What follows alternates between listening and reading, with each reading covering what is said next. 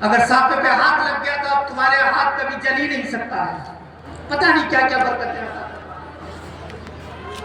میرے دوستو اتنی شارٹ کاٹ جو ہے جنت نہیں ملنے والی ہے، بڑی محنت و مشقت کے بعد ملے گی. وہ کریم ہے، رحیم ہے، معاف کر دے الگ بات ہے، لیکن جو شریعت نے بتایا ہے اس کو میں بتا رہا ہوں. اور اگر پیر صاحب آگے تو دکان بھی بند، کاروبار بند، سب کچھ بند. اب لگ گئے پیر صاحب کی خدمت میں. معاف کیجئے گا، پیر صاحب سے محبت کیجئے، ان کی خدمت کیجئے، خوب عزت کیجئے، خوب احترام کیجئے. میں منع نہیں کر رہا ہوں، لیکن میں جو بتانا چاہ رہا ہوں کہ ہم نے پیر صاحب کی عزت بھی کی، دکان بھی بند کی، کاروبار بھی بند کیا، سب کچھ بند کر دیا، اور کسی پیر صاحب اور پیر صاحب کے چکر میں پڑے رہے اور لگے رہے اور حضرت سے دعائیں کراتے رہے. لیکن معاملہ یہاں بگڑ جاتا ہے. حضرت جب بوڑھا باپ بیمار ہوتا ہے تو بڑا بھائی سوچتا ہے کہ چھوٹا بھائی لے جائے، اور چھوٹا بھائی سوچتا ہے کہ فلاں بھائی لے جائے، اور فلاں بھائی سوچتا ہے کہ میری بہن لے جائے، فلاں سوچتا ہے کہ فلاں لے جائے. میرے عزیز دوستوں اور بزرگوں، یاد رکھنا، اگر ماں باپ خوش نہیں ہیں تو یہ پیر کی خدمت کام نہیں دے گی. اگر ماں باپ خوش ہیں تو یہ پیر کی خدمت بھی کام دے گی. بے شک. آپ کو سوچنا ہوگا. اور سنیے، کوئی آئے، ہم ہی آ جاتے ہیں تو بس پوچھئے مت. حضرت مصافحہ بھی کرتے ہیں، نذرانہ بھی دیتے ہیں، محبت میں دیتے ہیں، ہم لے بھی لیتے ہیں. نذرانہ لینا لیکن میں آپ سے ایک بات کہوں گا. ٹھیک ہے، پیر صاحب کو نذرانہ دیجئے، خدمت کیجئے، منع نہیں، ان کا احترام دل سے کیجئے. لیکن آپ سے میں یہ گزارش کروں گا کہ اپنے مسجد کے امام کا احترام کیجئے، ان کی خدمت کیجئے، ان کی خدمت کیجئے. تنخواہ تو تھوڑی سی دیتے ہیں، 8,000 10,000 6,000 55,000. اور اس گاؤں کا نوجوان جو ہے خالی رجنی گندھا کھا کے دن بھر میں کئی سو روپے کا تھوک دیتا ہے.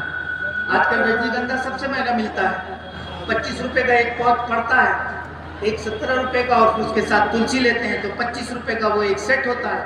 اور منہ میں دبایا، 15 منٹ کے بعد تھوک دیا، اور شام تک جو ہے 10-12 کھایا تو 250-300 روپے کا. میرے عزیز، میں آپ سے کہوں گا کہ صرف ایک دن کھانا بند کر دینا، اور جمعے کے دن جمعہ بعد جو ہے بڑی عزت کے ساتھ 100-200-50 روپے اپنے امام سے جمعہ کے بعد مصافحہ کر لینا. اس غریب کا دل خوش ہو جائے گا، اس کے بچے خوش ہو جائیں گے، اس کے حالات بھی اچھے ہو جائیں گے.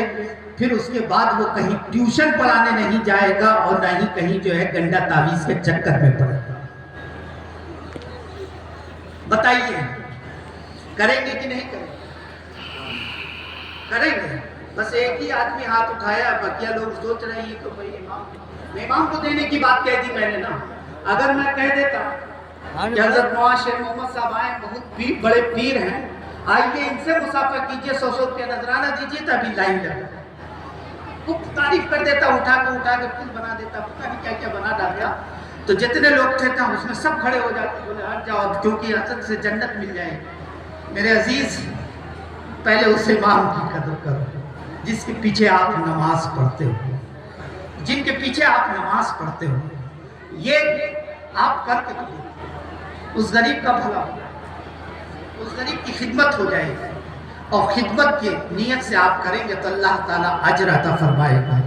آپ کے کاروبار میں برکتیں بھی عطا فرمائے گا، آپ کی پریشانیوں کو بھی دور فرمائے گا. اور اگر اس طریقے سے اماموں کا تعاون ہونے لگا تو امام خوشحال ہو جائیں گے، اور جب خوشحال ہوں گے ان کے بچے خوش ہوں گے، دل سے دعائیں نکلیں گی. اور میں یقین کے ساتھ کہہ رہا ہوں کہ آپ کی تکلیفیں دور ہو جائیں گی، اور پریشانیاں دور ہو جائیں گی، مصیبتیں دور ہو جائیں گی. اپنے امام کی قدر کرنا چاہیے، علماء کرام کی قدر کیجئے، علماء کرام کی عزت کیجئے، علماء کرام کا احترام کیجئے. ان کا احترام کریں گے، یہ راضی ہو گئے، یہ خوش ہو گئے تو ان کے بڑے خوش ہو جائیں گے. وہ خوش ہو گئے تو پھر معاملہ ہی سب کچھ بہتر ہو جائے گا. اس لیے آپ اداروں سے محبت کریں, سچی محبت کریں, سچا لگاؤ رکھیں, سچی لگن رکھیں. ادارے کو کس طریقے سے آگے بڑھایا جائے, درس نظامی کو کس طریقے سے مضبوط کیا جائے, حافظ قرآن زیادہ سے زیادہ کیسے پیدا کیے جائیں, اچھے سے اچھے بچے عطا کیے جائیں قوم کو, اس کے بارے میں سوچئے. کبھی ادارے کے مخالفت کی طرف مت جائیے, اس کے خلاف مت جائیے, اس سے سچے لگاؤ رکھیے, سچی محبت کیجئے اور تعاون کیجئے. اور ادارے کا اگر آپ ایک ادارے میں ایک دیں گے, پروردگار عالم اس کے بدلے میں آپ کو 10 گنا عطا فرمائے گا, 10 گنا دے گا. آپ کے گھروں میں رحمتوں برکتوں کو شامل فرما دے گا, آپ کی مصیبتوں کو دور فرما دے گا. آپ اداروں کی خدمت تو کر کے دیکھیے, اداروں سے محبت تو کر کے دیکھیے, اداروں سے دل لگا کے تو دیکھیے. بات آئی ہے تو میں بتا دوں, مبارک پور کے اندر سرکار حضور حافظ ملت کا نام سنا ہوگا, الجامعۃ الاشرفیہ آپ لوگوں نے, بہت سے لوگوں نے دیکھا بھی ہوگا اور بہت سے لوگوں نے سنا ہوگا. اگر جنہوں نے نہیں دیکھا ہے تو سنا ہوگا, اور مجھے امید ہے کہ کافی لوگوں نے الجامعۃ الاشرفیہ کو دیکھا ہوگا, اور یہ علماء کرام بیٹھے ہیں تقریباً سب لوگوں نے اسے دیکھا ہی ہوگا. اور حضرت تو وہیں پہ تعلیم حاصل کیے ہیں.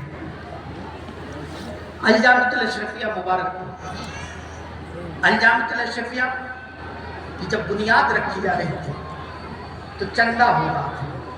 یہاں چندہ نہیں کرنا ہے, میں بتا رہا ہوں, چندہ ہو رہا تھا.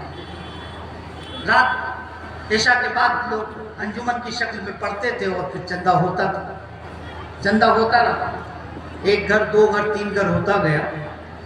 حضور حافظ ملت تھوڑا سا آگے بڑھ گئے تھے اور لوگ پیچھے تھے, پڑھتے ہوئے آ رہے تھے اور چندہ چل رہا تھا. جو لوگ پڑھ رہے تھے وہ ہر دروازے پہ رک رہے تھے. حضرت تھوڑا سا آگے بیٹھ گئے تھے. ایک غریب بڑھیا رہتی تھی, اس کی چھوٹی سی کٹیا تھی, کپریل تھی, وہ بھی ٹپکتی بھی جھوپڑی نما. لوگوں نے سوچا کہ اس دروازے پہ کیا ہے, لوگوں نے سوچا اس دروازے پہ یہ بیچاری تو خود ہی محلے والے کھانا بھیج دیتے ہیں تو یہ کھا لیتی ہے, اور کھانے کے بعد جو ہے کھاتی ہے اور اپنے جو اس کے بچے ہیں ان کو پالتی ہے, پرورش کر رہی ہے, یہ بیچاری کیا دے گی. یہ سوچ کے لوگ آگے بڑھے. آگے جب بڑھے اس کے دروازے پہ ٹاٹ کا جو ہے پردہ پڑا ہوا تھا, سلا ہوا پھٹا ہوا. اس ٹاٹ کو ہٹاتی ہے اور ہٹا کے جھانک کے کہتی ہے, اے چندہ کرنے والے, میرے دروازے کو کیوں چھوڑ دیا, اے دروازہ, اس دروازے کو کیوں چھوڑ دیا ہے, میرا گھر کیوں چھوڑ دیا ہے, کیا مجھے اس لائق بھی نہیں سمجھا کہ میں کچھ نہیں دے سکتا. ارے ٹھیک ہے میرے پاس بہت نہیں ہے, جو بھی ہوتا میں دیتی, تو میرے دروازے پہ رکتے تو ذرا, میں بھی دینا چاہتی ہوں, شریک ہونا چاہتی ہوں. اس نے اتنے درد بھرے انداز میں کہا. لوگوں نے سنا, یہ خبر حضور حافظ ملت کو پہنچی. جب حضور حافظ ملت کو خبر پہنچتی ہے, حضرت جہاں بیٹھے ہوئے تھے وہاں سے کھڑے ہو جاتے ہیں اور کھڑے ہو کے پھر باہر آتے ہیں اور کہتے ہیں چلو اس کڑی کے دروازے پر. سرکار حضور حافظ ملت بھی آئے, سارے لوگ وہاں پر آ گئے, انجمنیں پڑھنے لگے. بڑھیا اندر جاتی ہے اور اندر سے ایک انڈا لے کے, ایک انڈا لائی مرغی کا. انڈا لا کر اس نے ہاتھ باہر کیا اور حضرت سرکار حضور حافظ ملت کے حوالے کر. دیکھو, حضرت نے لے لیا. پھر حضرت نے اس سے پوچھا بس ہو گیا چندہ. اس نے کہا حضور یہی میرے پاس تھا, میں نے دیکھا. حضرت نے وہ لے لیا. جب بعد میں نیلامی شروع ہوتی ہے تو اس وقت 70-71 میں کیا قیمت ہوگی حضرت آپ ہی بتا سکتے ہیں, میں تو بتا نہیں سکتا. انڈے کی کیا قیمت رہی ہوگی, 5 پیسے رہی ہوگی یا 1 پیسہ رہی ہوگی. 70-71 میں کیا قیمت ہوگی وہ اسی زمانے کے لوگ بتا سکتے ہیں. 1 پیسے میں 2 انڈے ملتے تھے کہ کیا ملتا تھا. نیلامی ہوتی ہے کہ اس انڈے کی قیمت 1 پیسہ, دوسرے بولے 2 پیسہ, تیسرے نے کہا کہ 5 پیسہ. قیمت بڑھتی جا رہی ہے, 25 پیسہ, 50 پیسہ, 1 روپیہ, قیمت بڑھتی جا رہی ہے. اب بڑھتے بڑھتے 25 روپے تک قیمت پہنچ. 25 रुपए तक पहुंच गया। फिर भी उसके बाद फिर वो 25 रुपए में खरीदा गया, फिर वो चंदे में दे दिया गया, फिर वापस हो गया। अब दूसरे दिन फिर उसकी नीलामी होती है, अब वो 25 से 50 में बिकता है। फिर जिन्होंने 50 रुपए में लिया था उन्होंने फिर चंदा दे दिया, और ये सिलसिला चलते चलते 500 तक आ गया। और फिर उसके बाद जब तामीरी कॉन्फ्रेंस हुई थी और हुजूर आले सैयदुल उलमा रज़ियल्लाहु ताला अन्हु उस कॉन्फ्रेंस में मौजूद थे, वो अंडा लाया गया और ला के हजरत को दिया गया कि अब आप इसकी नीलामी करें। और हजरत ने जब नीलामी शुरू की है तो उस जमाने में 2500 रुपए का वो अंडा, 2500 का। उस बुढ़िया ने तो एक अंडा दिया था, लेकिन खुलूस और दिल और मोहब्बत के साथ पेश किया था। रब कदीर की बारगाह में जो है बहुत ज्यादा या बहुत कम नहीं देखा जाता है, उसकी बारगाह में तो दिल देखा जाता है। अगर दिल से कोई एक पैसा भी देता है, परवरदिगार इतनी बरकतें अता फरमाता है कि उस अल्लाह को सुभान अल्लाह, उसकी बरकत है। सिर्फ सैयद और हुजूर सैयदुल उलमा ने जब नीलामी की है तो 2500 रुपए में बिका। अब जब 2500 रुपए में बिक गया तो फिर चंदे में वो आ गया, फिर वो वापस जो है स्टेज पे आ गया कि हुजूर हम इसको मदरसे को दे। लास्ट में हजरत ने कहा कि बोले अब इसकी नीलामी नहीं होगी, अब इसको बेच के हम लोग खाएं। बोला अब नीलामी नहीं होगी, इसको बेच के हम लोग खाएं। तो मैं बताना